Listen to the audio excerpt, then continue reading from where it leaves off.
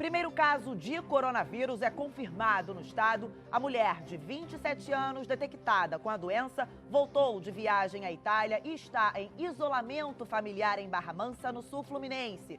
Vamos falar também sobre a operação da Polícia Federal, que colocou 8 pessoas atrás das grades, entre elas o ex-secretário nacional de Segurança e ex-procurador Astério Pereira dos Santos. Ele é suspeito ainda de ter ajudado na fuga do empresário Arthur Soares, o Rei Arthur. Tem ainda os depoimentos de Sérgio Cabral e Adriana Anselmo sobre o uso indevido dos helicópteros do governo, um acidente impressionante envolvendo um caminhão na Serra de Petrópolis e muito mais. O Jornal do Rio volta em 30 segundos e eu te espero.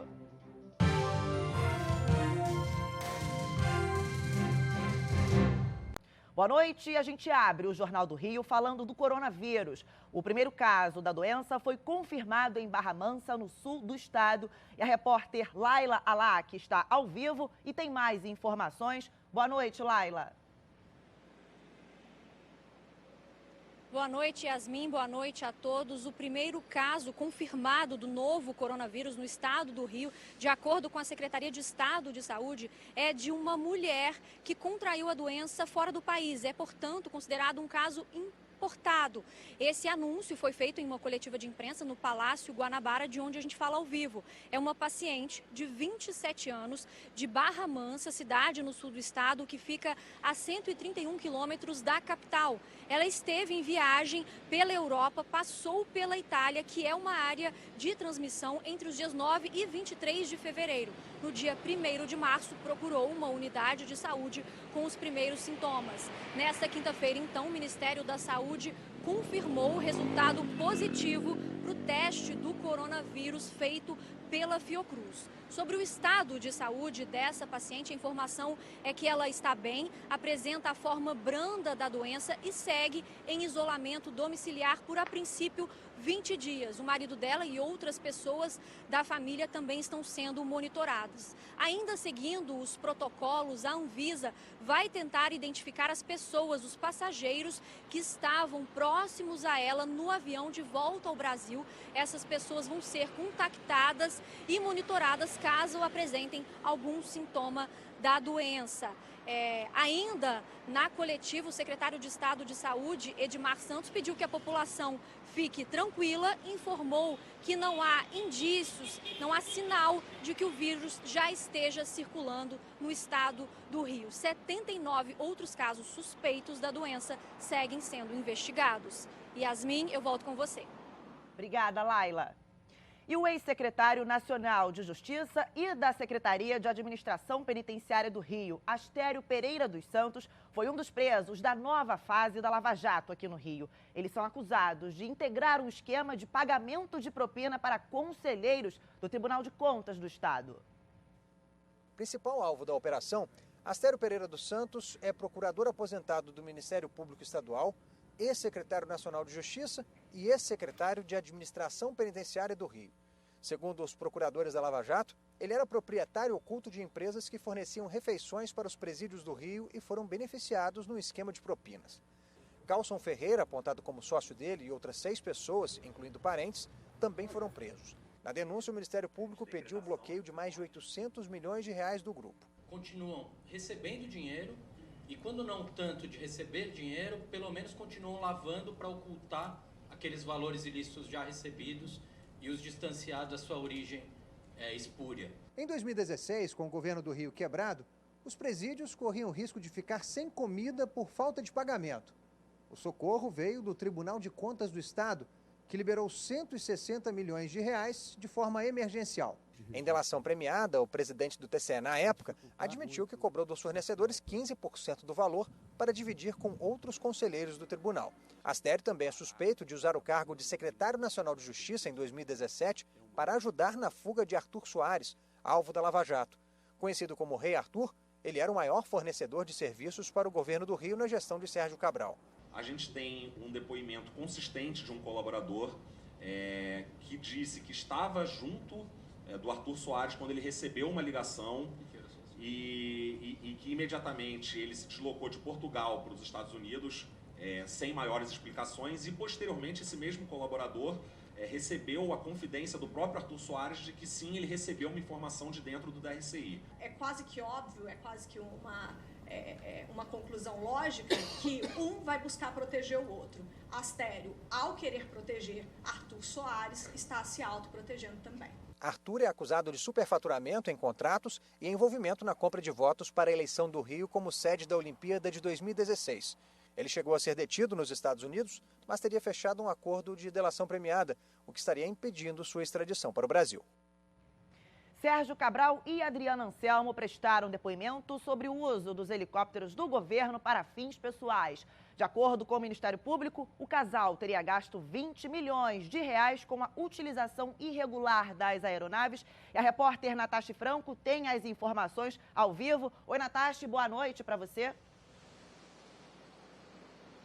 Boa noite, Yasmin. Boa noite a todos. Você falou 20 milhões, Yasmin. Esse valor seria só do uso irregular quando o casal acabava indo para Mangaratiba passar os finais de semana. Durante o depoimento aqui no Tribunal de Justiça, no centro do Rio de Janeiro, num processo do próprio Ministério Público Estadual contra o ex-governador e a primeira-dama, tanto Adriana Anselmo quanto o Sérgio Cabral disseram que usavam sim a aeronave. Sérgio Cabral chegou a dizer que talvez isso tenha sido um excesso, mas que só fazia o uso da aeronave, Yasmin, por medida de segurança, algo que era passado pelo próprio gabinete de segurança dele e, portanto, ele fazia o uso dessas aeronaves.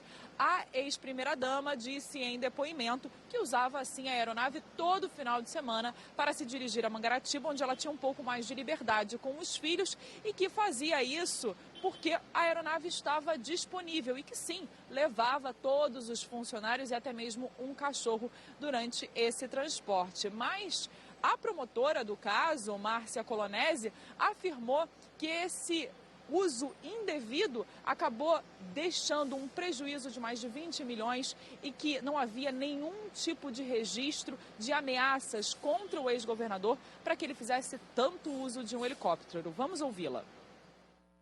Ele disse que era por segurança, pela segurança dele, da família dele, que ele era governador. Eu perguntei para ele se alguma vez algum helicóptero de algum governador do estado do Rio de Janeiro foi alvejado. Jamais nenhuma aeronave foi atingida. Eu perguntei para ele. Então, uma preocupação fora de propósito e uma medida totalmente inapropriada, totalmente amoral e imoral. Enfim, já falei. Agora, Yasmin, o que a gente conseguiu apurar com a promotora é que esse processo vai seguir sendo investigado. Além, a gente falou dos 20 milhões apenas nessas viagens, mais de 1.000 viagens feitas de maneira irregular para Mangaratiba. Um número que assustou muito, Yasmin, é que eles usaram apenas para o querosene dessas 3 aeronaves de alto luxo 45 milhões de reais do meu, do seu, de todo o nosso dinheiro aqui do estado. Absurdo. Obrigada, Natasha. E a seguir, tem flagrante de acidente. O motorista perde o freio do caminhão na Serra de Petrópolis. 82 pessoas foram presas na Operação Espoliador da Polícia Civil, suspeitas de praticar roubos e receptações na Baixada Fluminense.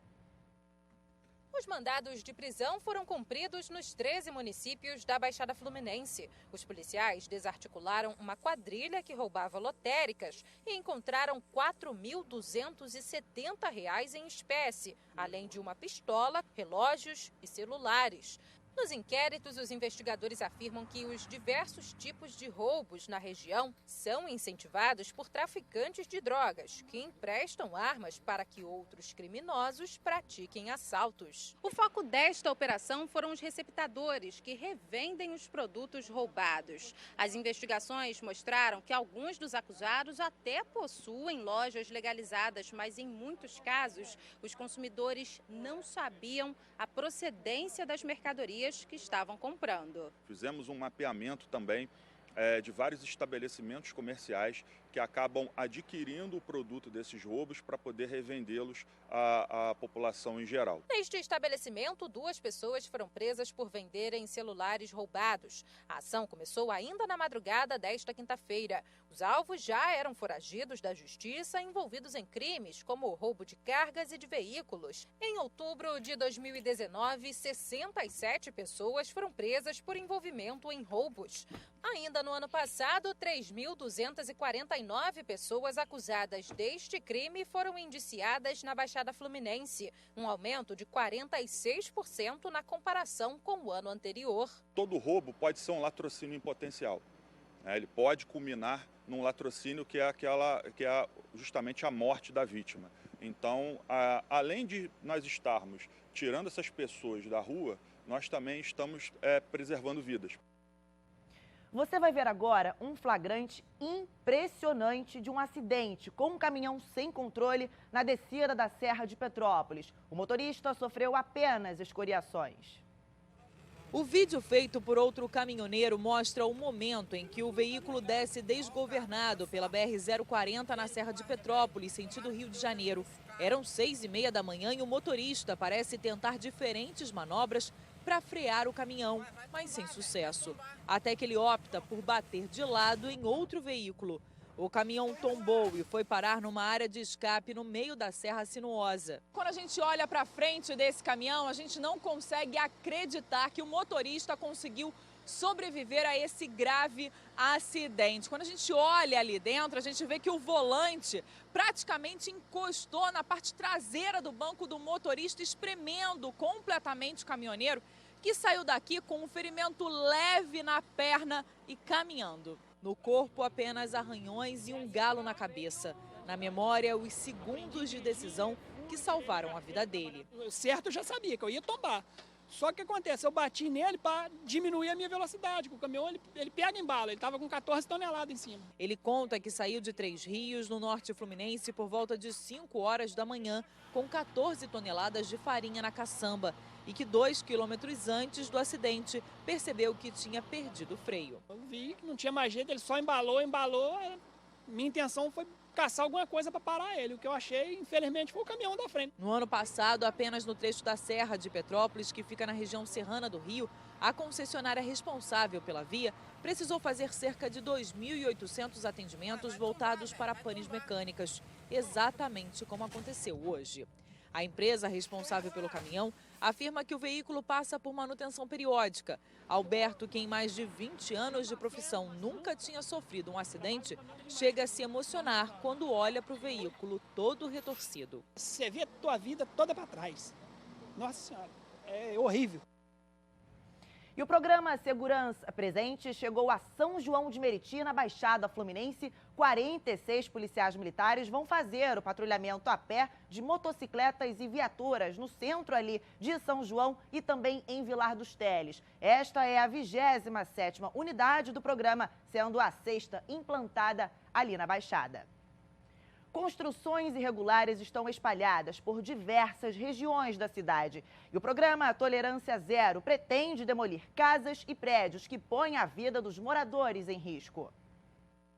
Foram mapeadas áreas de risco em diversos pontos da cidade, como em Rio das Pedras, na Zona Oeste. Lá, as construções irregulares avançam sobre o rio que corta o bairro. Segundo a Secretaria de Infraestrutura, Habitação e Conservação, responsável pelo programa Tolerância Zero, 19 casas e 140 estabelecimentos devem ser demolidos. A ação também vai colocar abaixo 20 prédios em construção, na Mousema, na mesma região, em áreas de proteção ambiental e sem aval técnico para as obras. No ano passado, 2 prédios desmoronaram no bairro e 24 pessoas morreram. O levantamento da Prefeitura mostra que 14.000 famílias ainda vivem em áreas de altíssimo risco. Outras 10.000 estão em locais de inundação. Mas o reassentamento dessas pessoas depende da ajuda do governo federal, através do programa Minha Casa Minha Vida, que não lança novas unidades no Rio desde 2016. A obrigação de construção de interesse social, de habitação de interesse social, é do governo federal. As construções irregulares cresceram ao longo dos anos na cidade. Atualmente, as milícias são as maiores responsáveis por elas. Como os processos de desapropriação e demolição são demorados, milhares de famílias correm o risco de perder tudo, até a própria vida. A Prefeitura do Rio estuda decretar estado de emergência e calamidade pública para que as vítimas das chuvas na capital possam sacar o FGTS e tentar reconstruir o que perderam. E a seguir, Justiça suspende o monitoramento dos presos que usam tornozeleira eletrônica no Rio. O motivo? Falta de pagamento. Natasha Franco está de volta ao vivo para falar sobre a suspensão autorizada pela Justiça da prestação de serviço da empresa responsável pelas tornozeleiras eletrônicas. Natasha, explica para a gente agora o porquê desse serviço ter sido interrompido.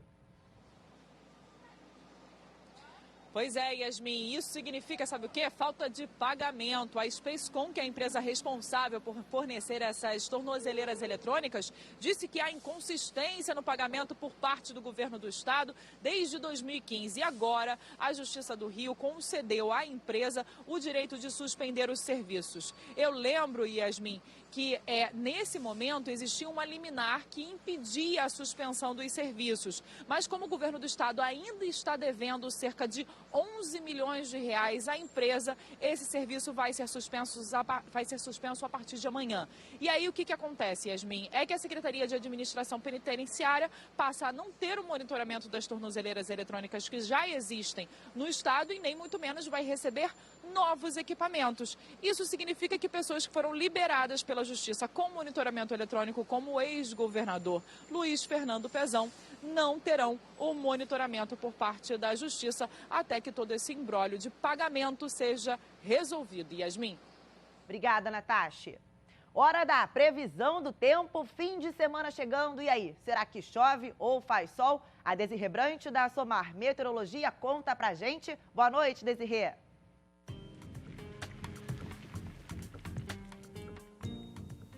Olá, Yasmin, muito boa noite. Boa noite também a todos que nos acompanham. E as últimas imagens de satélite ainda mostram o céu bem carregado, principalmente nas áreas mais ao norte do Brasil.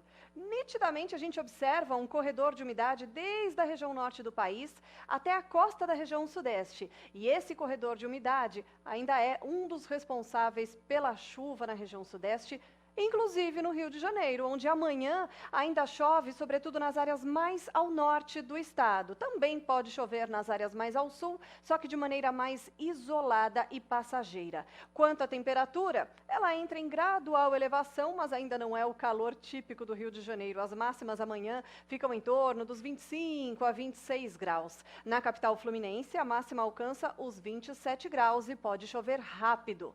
No sábado também tem previsão de chuva rápida, domingo também, e a temperatura continua a subir gradualmente. 28 graus é a máxima prevista para o sábado, domingo 29, segunda-feira 27 graus por causa da mudança na direção dos ventos e na terça não tem previsão de chuva com máxima de 28 graus.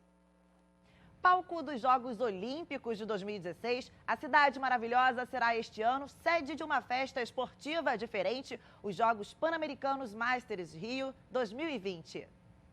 O torneio só vai acontecer em setembro, mas já tem competidor se preparando. Ronan, de 58 anos, vai disputar 3 modalidades e para fazer bonito nelas, o analista de sistema trocou a roupa de trabalho pela de treino e montou uma rotina pesada. Eu começo às 4h30 da manhã e chego na academia por volta de 5 e pouca, bem alimentado, todo dia de treino de 2 a 3 horas. Ao todo, cerca de 10 mil pessoas de todo o mundo vão participar de 24 modalidades oferecidas nos Jogos Pan-Americanos Masters 2020, que não exige índice técnico nem filiação a entidades desportivas. Uma das diferenças dos Jogos Pan-Americanos Master 2020 é o critério para competir. O perfil do participante se divide em atletas profissionais que já competiram e atletas amadores que praticam atividade física regularmente. E a ideia é justamente essa: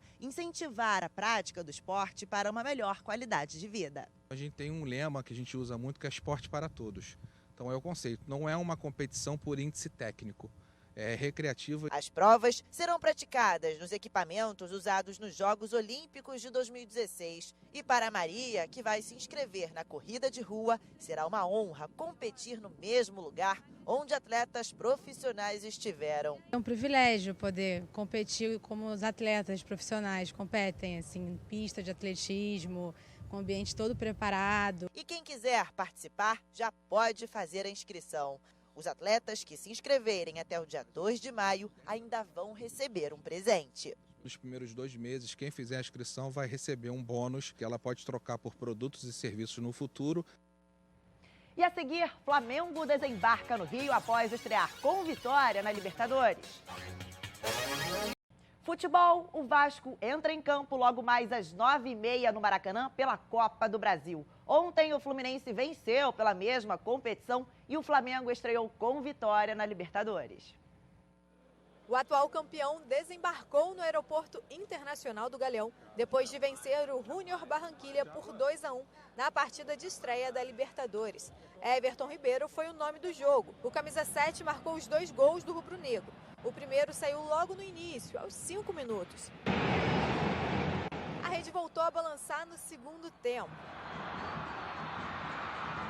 O time colombiano diminuiu com Theo Gutierrez no último minuto, mas não deu tempo para mais nada. Flamengo 2, Junior Barranquilla 1. Bom começar ganhando, uma estreia num grupo difícil, onde a gente sabia que ia ter dificuldades, mas a equipe foi muito sólida, a defesa trabalhou muito bem e a gente conseguiu fazer os gols para sair vitorioso. Os jogadores só voltam a passar aqui no Aeroporto Internacional do Galeão pela terceira rodada da Libertadores, que acontece no dia 19 de março. Por enquanto, os compromissos são aqui no Maracanã mesmo. O próximo jogo pela competição internacional acontece contra o Barcelona de Guayaquil na quarta-feira. A equipe do Barcelona está vindo de uma derrota, então eles vão querer nos surpreender, mas a gente vai estar preparado para o que deve vir. Só que antes, o time de Jorge Jesus tem compromisso pela Taça Rio. Joga com o Botafogo no Maraca. Já pela Copa do Brasil, ontem o Fluminense venceu o Botafogo da Paraíba por 2-0. Marcos Paulo abriu o placar no Maracanã. Nenê, de pênalti, ampliou e garantiu o tricolor na terceira fase da competição. Muito importante, a gente está muito concentrado em todos os jogos, no Campeonato Carioca também, mas esse gera uma situação de receita para o clube também de importância. Quem ainda precisa passar pela segunda fase é o Vasco, que enfrenta hoje o ABC, também no Maracanã. É a oportunidade de fazer as pazes com a torcida, que não está satisfeita com o desempenho do time. Temos que passar e com a vontade minha, dos jogadores, de uma apresentação convincente. O Jornal do Rio termina aqui e nós voltamos a nos encontrar amanhã às 6:50 da noite. Até lá!